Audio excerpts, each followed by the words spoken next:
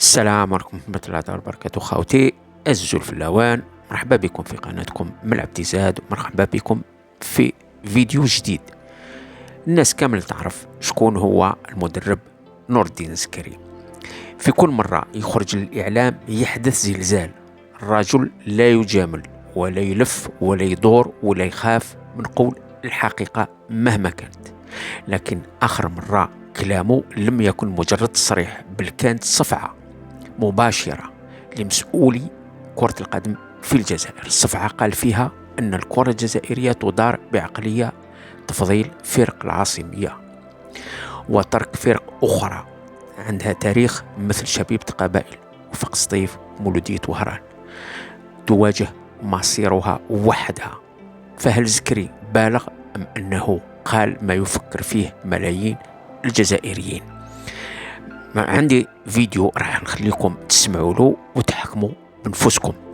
طبعا نور الدين زكري معروف الصراحة تاعو والجرأة تاعو، اشتغل داخل الجزائر وخارج الجزائر، ويعرف خبايا الكرة من داخل، ليس من النوع الذي يبحث عن رضا المسؤولين أو المناصب. كل مرة ينتقد يكون كلامه مبني على تجربة وليس مجرد كلام فارغ. نور الدين زكري يرى أن السكوت هو الذي دمر الكرة الجزائرية. زكري لا ينتقد من أجل الانتقاد، بل أنه يريد كرة عادلة، منافسة حقيقية وتسيير محترف. وحتى لو اختلفت معه لازم نعترف أن كلامه فتح نقاش مهم. مثلا كيتكلم على شبيبة القبائل، طبعا قال الحقيقة، وكاين ناس توجعهم هذه الحقيقة، ومشاكل توجد كثيرة في تسيير غياب الدعم الحقيقي، صراعات أثرت على النادي. وزاد تكلم على وفاق سطيف نفس الكلام، ومولودية وهران. طبعا سواء اتفقت معاه نور الدين زكري أو اختلفت معه، يبقى شيء واحد مؤكد، أن الكرة الجزائرية لن تتطور إذا بقات تدار بعقلية الجهوية والمحسوبية.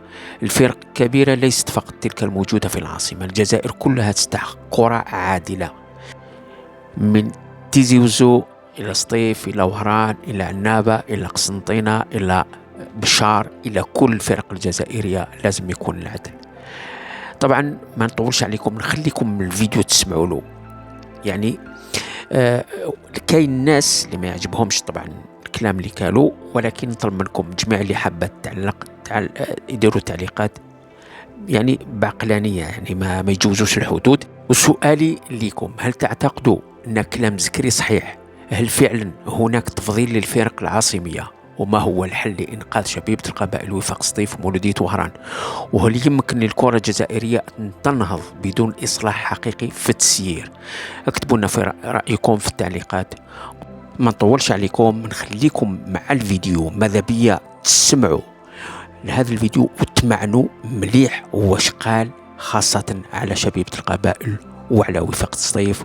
وبلا ما ننسى تكلم على الإدارة اللي كي كان رئيس مشرف حناشي كان رئيس الفريق. أنا ما نطولش عليكم، نخليكم مع الفيديو، نقول لكم السلام عليكم ورحمة الله تعالى وبركاته، على برشا فيديو إن شاء الله. الحلول انك ترفع المستوى، الحلول في القيمه السوقيه، الحلول في المسؤولين اللي يشرفوا على هذه الانديه. تغيرت الامور من اليوم لازم ترفع قيمه السوقيه لناديك، ولازم المشروع الفني بطموح عاليه، مدربين على اعلى مستوى، لاعبين على اعلى مستوى، وتواكب الحدث. اليوم انت ما تقدرش تنافس الترجي التونسي، ولا تنافس الاهلي المصري، ولا تنافس سان داونز، ولا تنافس هذه القيمه السوقيه نتاعهم لربما 3 أضعاف او 4 أضعاف قيمتك. انت ما تقدرش تنافسهم، هما يروحوا يجيبوا مدربين بالقيمه ماليه عاليه وبمستويات عاليه، وانت تروح تجيب كل مره تروح راني في تونس، هاني في جنوب افريقيا، رحنا لجنوب افريقيا ومن بعد رحنا ما نعرف وين رانا نروحوا، فهمتني؟ ونجيو ومن بعد نقولوا للجمهور هذا العام هذا راح نبنيو لكم وانا جبنا لكم غوارديولا تاع الافريق. ما تضحكوا على الناس، كل عام هكذا، كل عام هكا، كل عام هكا. لازم لاعبين باعلى مستوى، لازم طواقم فنيه باعلى مستوى، ومشاريع واضحه المعالم، وهذه هي. ونزيد نقول حاجه واحده اخرى في هذا السياق، مساله وفاق سطيف اليوم، والمعاناه تاع وفاق سطيف، ومساله شبيبه القبائل والمعاناه تاع شبيبه القبائل. هذا الزوج فرق هذو كانوا يمثلونا في افريقيا، وكانوا يمثلون احسن تمثيل، ويا ما فازوا بالكؤوس الافريقيه. علاش هذه الفرق اليوم تدهورت حالتهم لهذا المستوى؟ علاش هملنا هذه الانديه هذه؟ علاش هملنا؟ انا ما ادري ليش علاش هملنا هذه الانديه، وركزنا على العاصمه، ركزنا على مولوديه العاصمه، على شباب بلوزداد، وعلى اتحاد العاصمه. ركزنا في العاصمه فقط، وهمشنا هذوك الانديه اللي كانوا هما اللي يصنعوا امجادنا في كؤوس افريقيا. باش يكون عندك تنافس قوي داخل البلاد، لازم يكونوا عندك 5-6 فرق بمستوى عالي، باش يصير عندك تنافس كبير داخل في البطوله نتاعك، ومن خلال هذاك التنافس تاع البطوله ينعكس بالايجاب على التظاهرات اللي نلعبها خارج الديار. لا شفنا هي مساله امكانيات. مدار في شباب الوزداد جابت امكانيات كبيره، وبامكانهم يجيبوا اللاعب اللي يبغيو، فازوا ب3 بطولات ولا 4 بطولات. مولودية العاصمه نفس الشيء، عندهم موارد ماديه لا باس بها، اللاعب يخلص في وقته، يقدروا يجيبوا اللاعب اللي يحبوا، على هذيك محليا قاعدين يفوزوا. فاتحاد العاصمه نفس الشيء في هذا المثال. لكن لو رحنا شفنا مثلا شبيبه القبائل ولا مولوديه وهران ولا اللي هذا هما ولا وفاق سطيف، لو شفناهم نلقاو انه فيه تهميش كامل للعائله الرياضيه في سطيف، وللعائله الرياضيه في شبيبه القبائل، وللعائله الرياضيه في مولوديه وهران. قاعدين تلعبوا مع بعضكم في 3 وتربحوا في بعضكم، بات لكم عندكم بطوله وبات لكم فزتوا بالبطولات. لما تخرجوا قاريا ما تبانوش.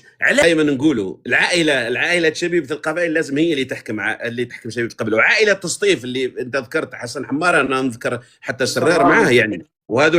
هذو العائله هما اللي كانوا ينهضوا بسطيف. ليش سطيف صارت له هذه اليوم عنده شركه؟ هذه الشركه جات لمساعده هذا الفريق، وليس لقتل هذا الفريق هذا بصراحه. يعني انا نشوف فيها ذوك السنتين والوفاق يعاني، وهذا السنه قريب لعب على الهبوط. يعني ما هنا قتلنا الدوري الجزائري، هنا ما رفعناش في مستوى الدوري الجزائري للاسف شديد. وبما ان نروح للعائلات، يعني لما كان حناشي الله يرحمه على راس شبيبه القبائل وين كانت، لانه كان حريص جدا على فريقه وعلى منطقته، هذا اللي لازم يصير. وكذلك لما كانوا في سطيف وكانوا هذوك سرار ولا حمار ولا كانوا حريصين جدا على الفريق نتاعهم. اليوم ما نعرفش شكون هذو اللي يصيروا في سطيف ولا شكون هذو اللي يصيروا في شبيبه القبائل.